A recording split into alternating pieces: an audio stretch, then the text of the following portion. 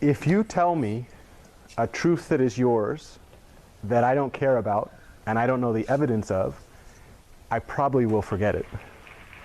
If you tell me a truth in a classroom setting and show me the evidence, I may remember for some time. But if you put me in a position where I discover that truth for myself in a space that matters to me, my life, and my future dreams, that truth is forever mine. When I think about my classes in linear algebra, one of the things that I want to do is position my students to learn linear algebra through a lens of their own dreams. In particular, allow them to study that theory by introducing them to ideas that they want to study in their future and contextualizing the entire curriculum through their own hopes and their own vision. This project is the second in a long series. I have at least 8 more in the queue, in which I'm trying to redesign the linear algebra class to have a choose your own adventure component. In any linear algebra. Hey, Steve, have you seen that clip? Yeah, I've seen it. Awesome. Steve, I'll let you go ahead and start. I have so much to say on the advice that Jeff is presenting here. Not advice, maybe philosophy that he's presenting here. If I can learn how to end my share screen. Oh, here it is. Okay.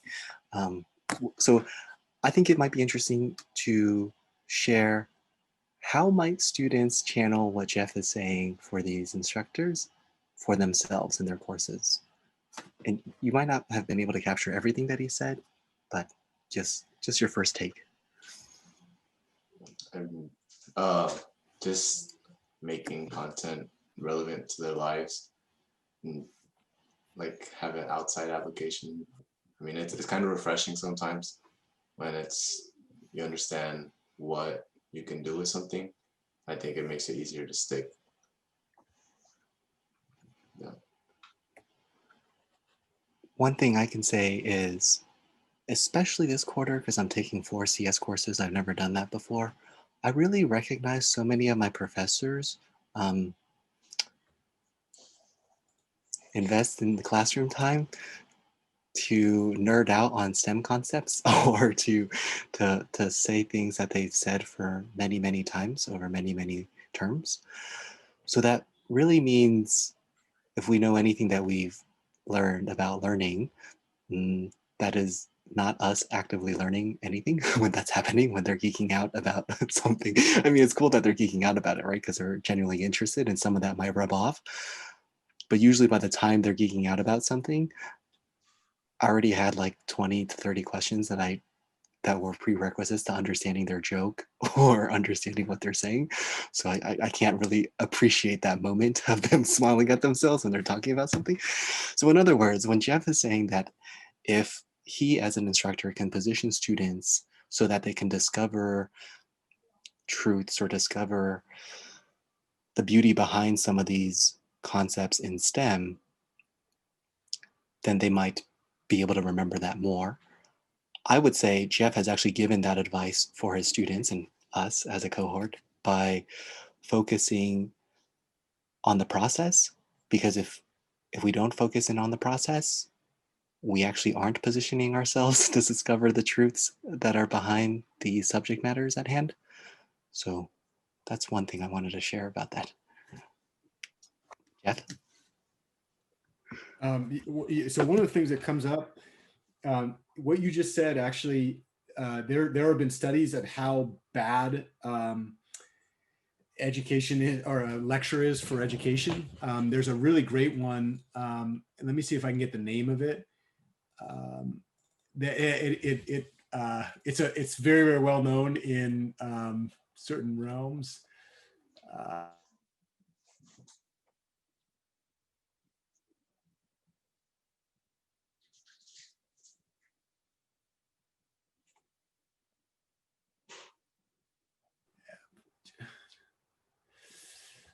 Oh, I have my program evaluation. Maybe I can come back on that. There's a really good study. They did like a metacognitive study of like 200 research papers.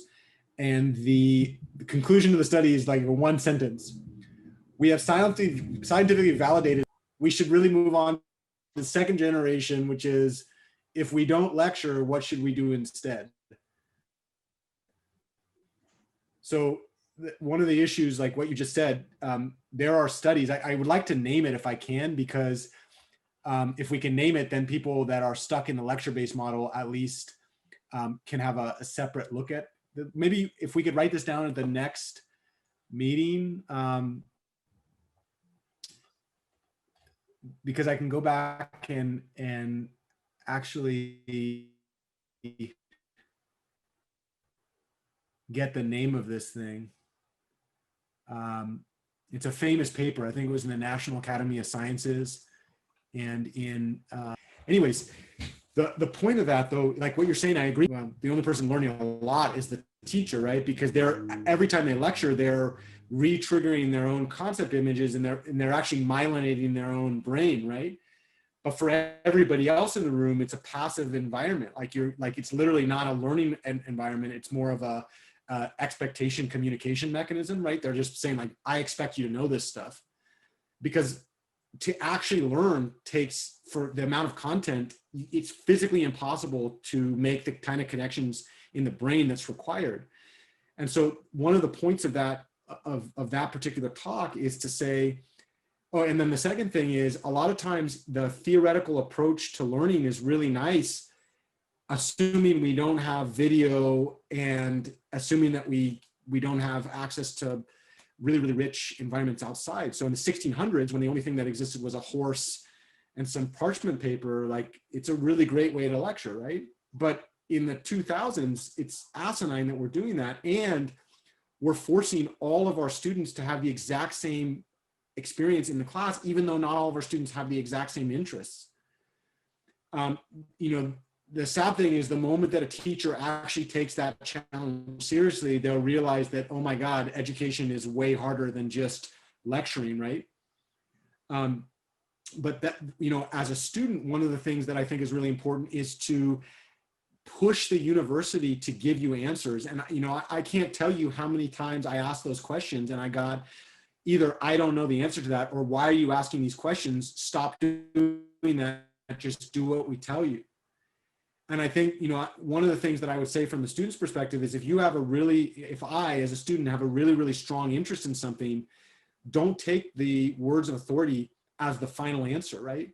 The fact of the matter is most of us have an idea or some inkling of the type of thing that we want out of our institutions. But when we go ask those questions, then the institution give us negative results, you know, like, oh, we don't have an answer to that. Like a lot of professors don't have the answer of how this is applied because they've never learned themselves, right? They know the theory and they have some tangential knowledge of how to apply the material.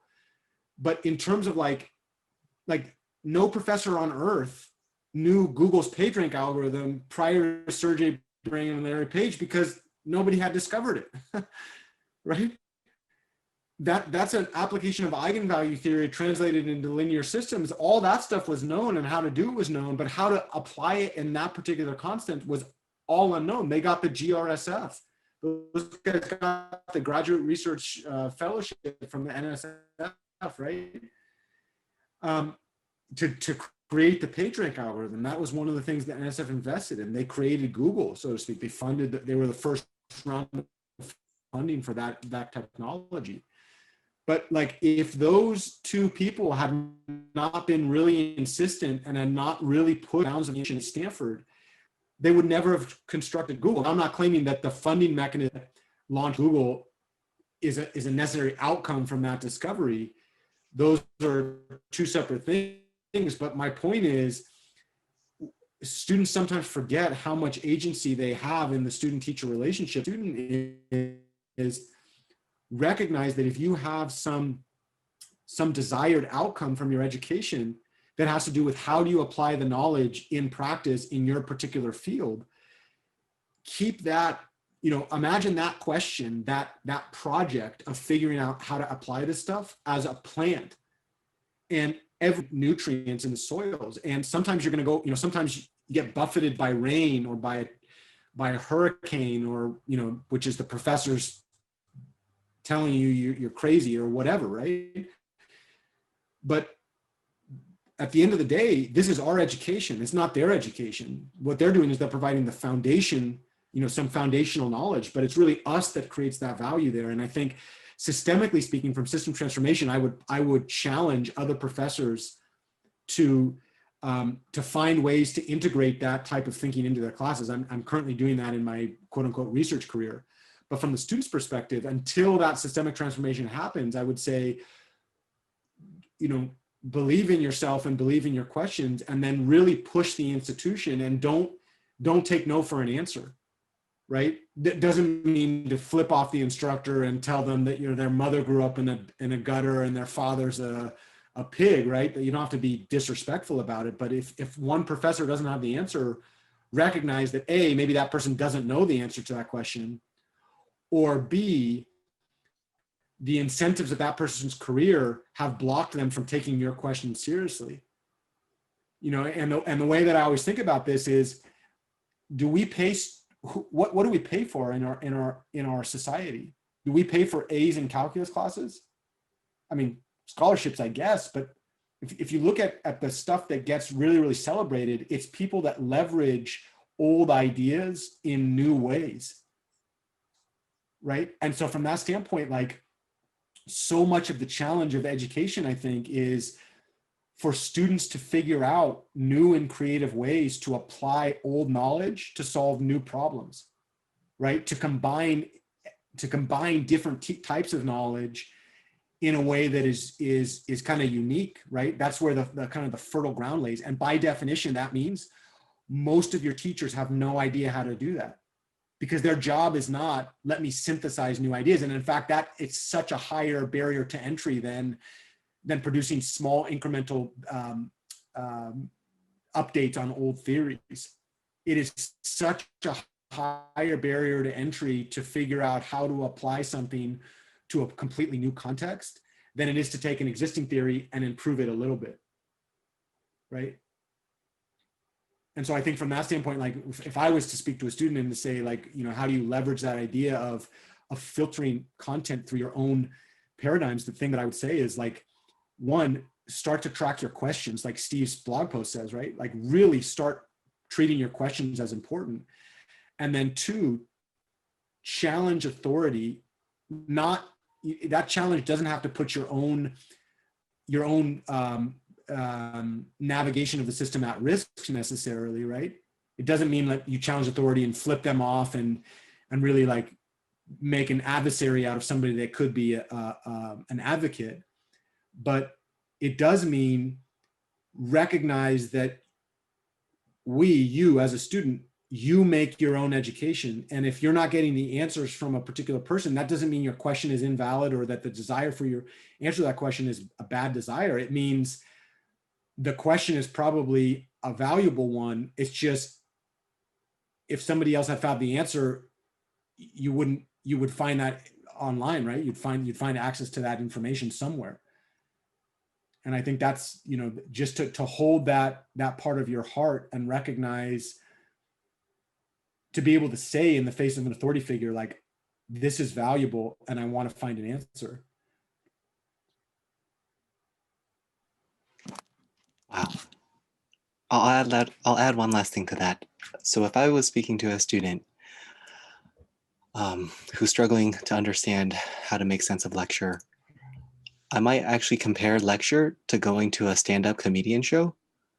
But if you don't have the prerequisite knowledge of the let's say pop culture in what they're about to present and say, you're not going to get any of the jokes at all. And it's going to be absolutely miserable. Like, literally, people are laughing in Zoom classes. People are, usually two, are participating in the Zoom chat box. And then 75 minutes is over and you're done. So to defend against that, revisit your lecture notes, try to capture as much as you can in lecture, whether it be questions or whether it be notes, and before the next class. That is your crash course education, to be able to get the quote unquote metaphorical jokes that your professor is dropping on you in the actual lecture. It's such a big one. That's a great analogy, right? And it also, that really does challenge the concept of like, it brings it to a head. You know, I do, let's finish this because I think it's important. So this is one of those situations I'm trying to remember, right? I'm trying to remember this theory. And lo and behold, there it is. That's the paper. Active learning increases student performance in science, engineering, and mathematics. Yep. And then who's the first author there? Scott Freeman. Okay, so let me just read. So did you see how fast that was for me to find that? How long did that take? Yeah, that's why I like hard pieces of paper. So the results raise questions. Here's the main: to test the hypothesis that lecturing maximizes learning and course performance, we meta-analyzed 225 studies that reported data on examination scores or failure rates when comparing student performance in undergraduate STEM classes under traditional lecturing versus active learning. We did some statistical analysis, and results of this study announcing as a control in research studies and support active learning as the preferred empirically validated teaching practice in regular classrooms. In other words, lecture is scientifically validated as a very dumb way to teach. We should do active learning. And later in the, like, that's what the paper has in control in future experience. In other words, what does the Hippocratic Oath say? First, do no harm. We have an analysis of 225 peer-reviewed research papers that show lecturing is actually doing harm to students, right? So if you now use lecture to do experiments on learning, that's the equivalent of a doctor knowing that a drug is going to hurt somebody and still administering the drug anyways, right? And this gets into the idea of a novice teacher.